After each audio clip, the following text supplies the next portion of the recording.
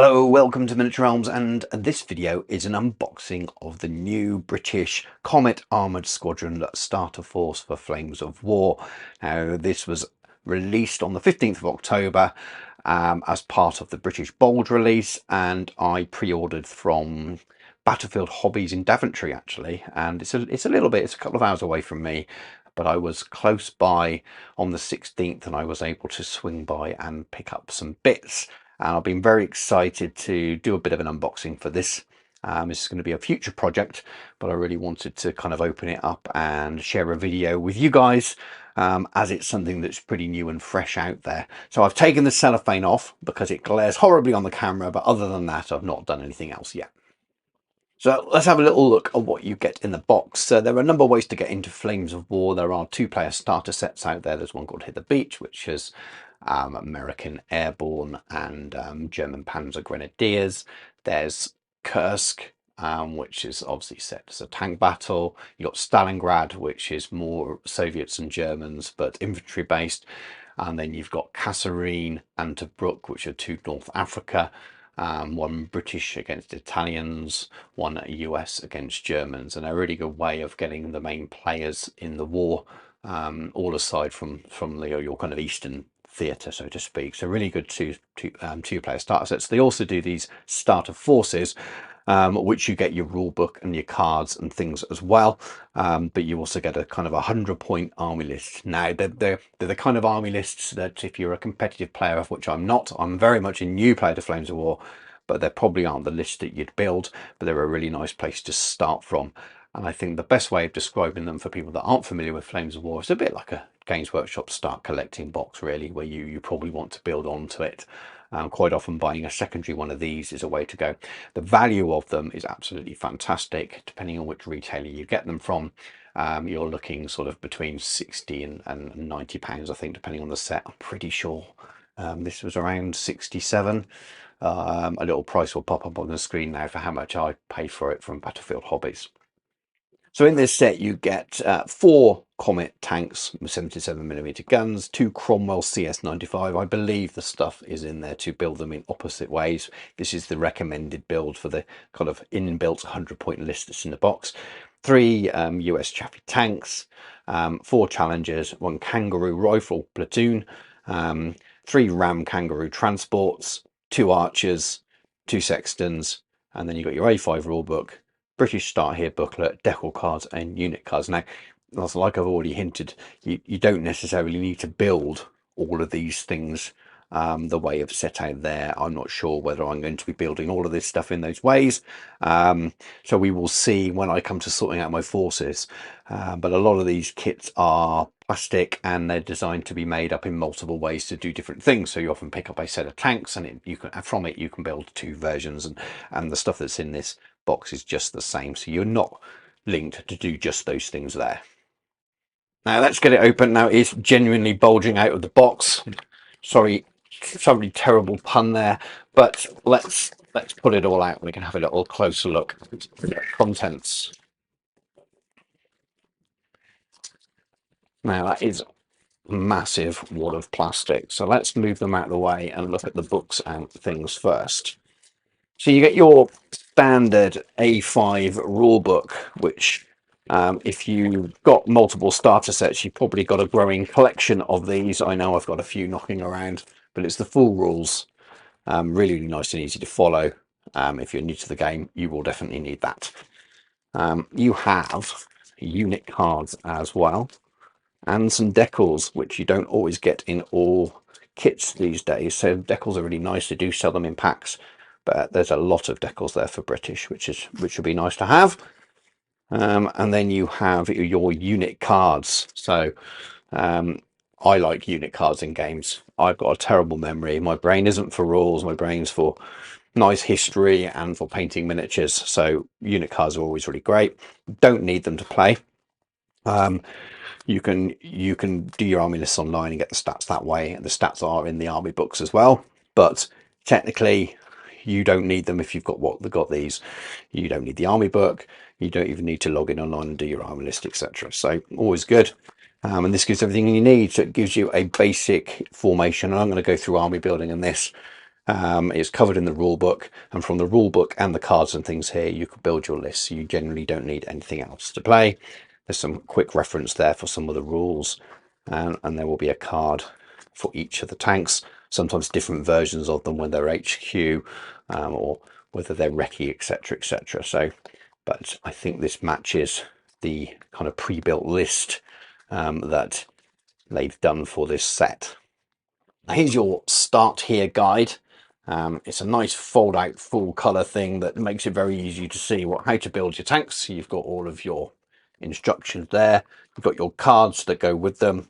There's a little bit about each of the tanks, so you don't need to be a historical expert to play the game. You can definitely start to learn the period if you didn't already know it. More buildings there, tells you how to base your troops, things that are slightly covered in the rule book as well, but that's a really nice, if you've never played Flames of War, don't know much about the way Flames of War works, or even World War II gaming, this will give you a nice kind of introduction. So now there are 3 little baggies here. It's got some bases with plugs, that's a standard Flames of War style bases. And the little men fit into the recesses on the bases, for those of you who aren't familiar with the way Battlefront do their things. And then you've got 2 little extras here before we get on to the main infantry. You have tank commanders, which are fairly universal these days, well, per nation anyway. So you've got 6 different versions of tank commanders to spread across your tanks, and you've got 3 sets of those in the pack. And then you have these here. Now this is a different material. These aren't hard plastic. This is a softer resin. Those of you that are familiar will know the term Cyocast, will be well aware of it. Battlefront at the moment, you seem to get 2 versions of this. You get this is the older type, in my opinion.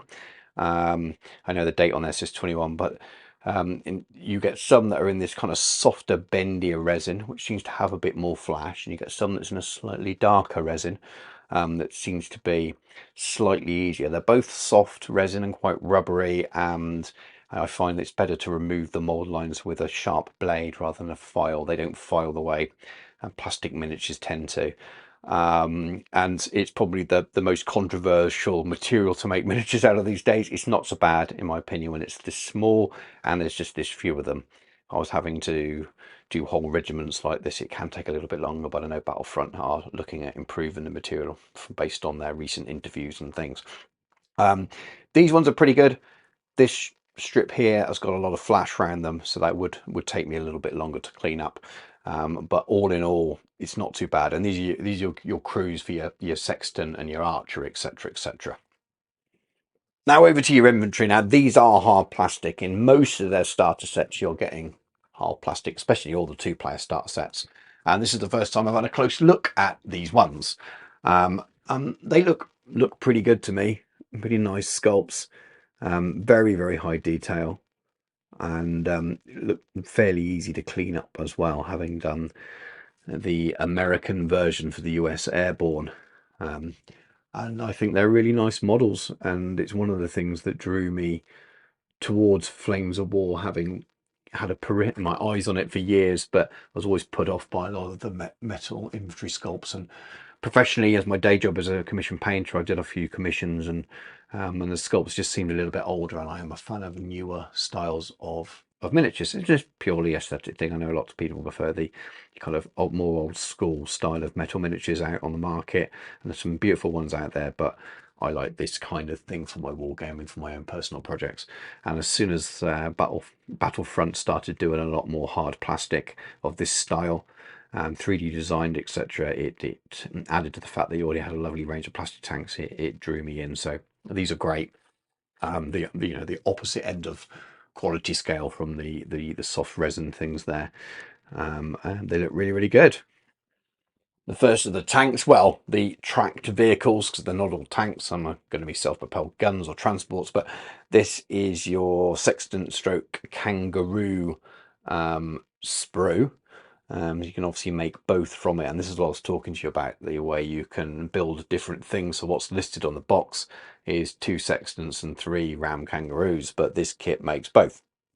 It's your sextant main hull, here's your ram kangaroo. So you could absolutely build all of one or all of the other. I'm not sure I'm going to be using ram kangaroos. I'm not 100% sure what I'll be doing for the force at all, but one way I'm leaning towards is not doing that. So I may well use the extra frames to make up more sextants, but we will see when I actually get round to this part of the project. But their battlefront tanks, in my opinion, are really very good, and I've built a lot of models through work in my time. Some are easier than others, and I find that these go together relatively quickly, and you can really sit there. Often sit there and at the kitchen table while the kids are playing, and I can build through 5 tanks in an hour, no problem at all. So here's your Archer. I really like this model, and there's only 2 in this set. And I think you game wise you may well want more than 2. But it's something I know you can pick up an extra set for. So if I decide to use them in my list, I will probably pick up another box of these. If I don't get around to buying a whole other starter, we'll see how many doubles I need. But I really like the look of this model. I don't know why. I don't know anything about the profile in terms of the way it works in game too much. But I'm going to build these because they are really, really nice looking. I just quite like the look of it. But again, same quality. Really super simple kit. There's very few parts here. I think this is going to go together extremely quickly. They're very good Battlefront about where they position the gates on their sprues. So if you've got some really good close snips and you cut them up nice and close to the plastic, there's very little filing because they're often covered by other parts. And I find that there's no other real mold lines or cleanup apart from where you remove it. So it's super, super clean. And I find they just take no time at all to go together. So this is your Chaffee, which is an American tank. It's probably why it's in a different colour plastic, because the American tanks seem to be in this sort of dark greeny brown colour. Now, I think late in the war, the Chaffee started to replace the Stuart in the English army, the British armies rather.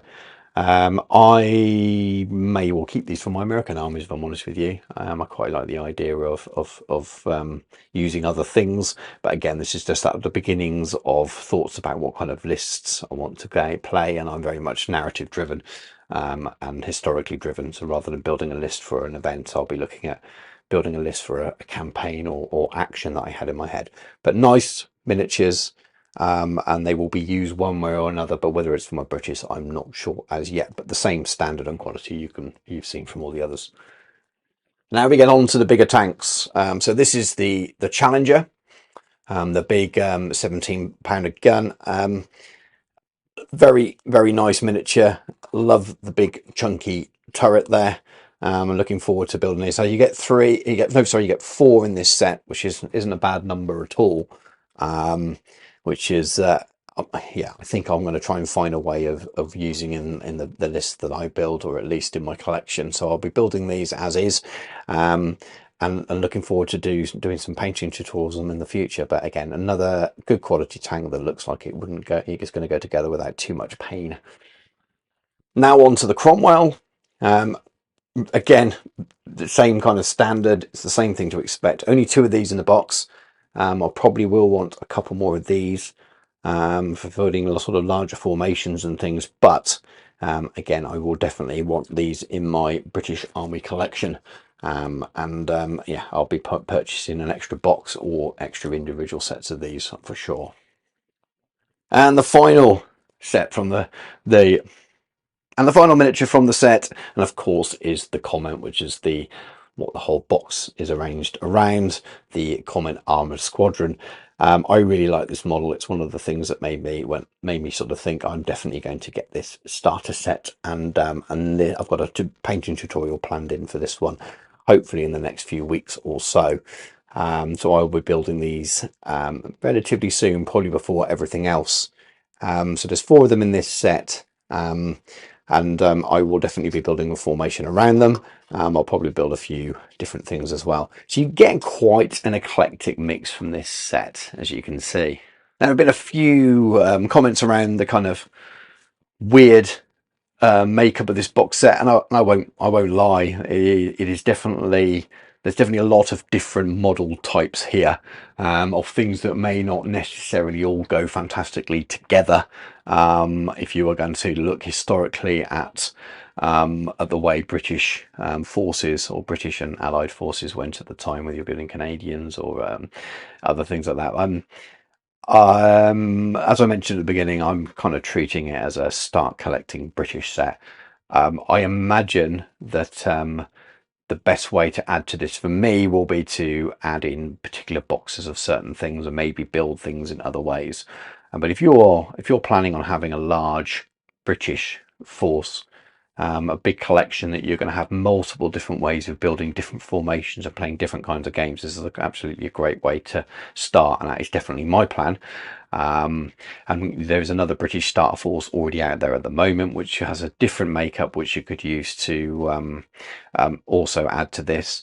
And then the individual tanks that you need more of, you can obviously buy the individual plastic boxes as well. But the value for getting this set, compared to sort of 25 pounds for, or around the £25 mark on average, I suppose, for boxes of 4 or 5 tanks, then this is just, you know, you're saving so much money getting it in this way. So quite often just picking up a couple of these and selling the ones you don't need on eBay may well be the way to go as well. It's definitely a very, very good value way of doing it. So that's why I just chose to start it this way. But yes, it is a little bit of an eclectic mix, but I think Battlefront just wanted to give you a good start with lots of different plastic kits in the box. Well, thank you very much for watching. I hope you've enjoyed the video or found it useful in some way. If you're an existing experienced Flames of War player, you're probably well aware of the release and what's in the box and what use it may be to you, but sometimes it's nice just to have a look in the contents while someone's opening up and talking through it. And I'm sure I won't be the only channel by any stretch that is doing the same thing. But I thought it'd be fun to share, because I was excited to look at it myself.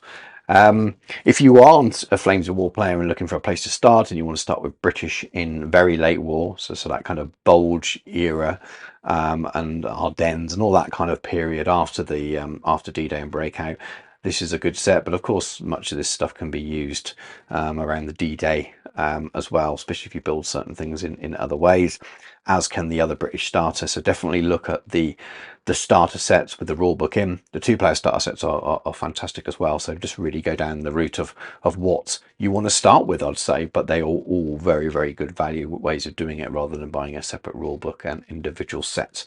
Even if you do get even if you don't need the ram kangaroos and the sextants or something, this is probably still by far greater value than buying all the other things by themselves. So my name is Stuart. Anyway, if you are new to the channel, please do comment below. Check out my social media. All the links and things are in the video description. I'm a commission painter by day. I do lots of different systems and things, and I will be doing some painting tutorials for some of this, even though I'm not starting my British project quite yet. I think I'm going to do a painting tutorial for a Comet, and probably for an infantry team as well, just to show you guys how I intend to cover that. I've already got some ideas for it, so I'd love to hear you, your comments and thoughts on those, and get in touch. So thank you very much for watching. Take care, and I'll catch you soon.